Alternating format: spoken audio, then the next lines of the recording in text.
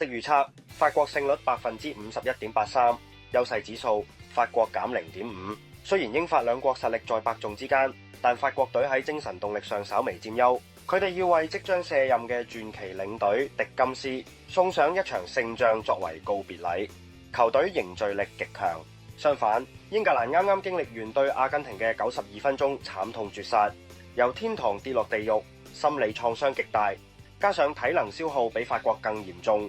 法國隊憑借更銳利嘅鋒線同埋麥巴比嘅個人能力，可以喺90分鐘內解決對手，免卻加時嘅夜長夢多。雙方皆有入球，季軍戰嘅防守紀律本身就比決賽鬆散得多。邁阿密下晝5點嘅高溫高濕，會令雙方啱啱踢完加時同補時大戰嘅防線喺下半場末段出現體力崩潰。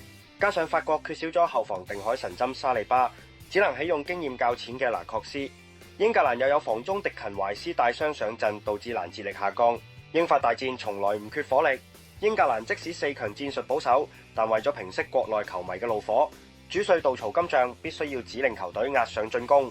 一旦英格蘭陣營推前，就會暴露出巨大嘅身後空位，俾法國嘅麥巴比同迪比利打反擊，互相撕破對手防線。球員項目，麥巴比隨時入球，麥巴比目前入咗8球，同美斯並列神射手榜首。為咗獨佔世界盃金靴獎，佢嘅戰意係全場22個球員入面最澎湃嘅。法國全隊嘅戰術必定會向佢傾斜，不斷餵波俾佢起腳，更何況佢係法國隊嘅頭號12碼劊子手。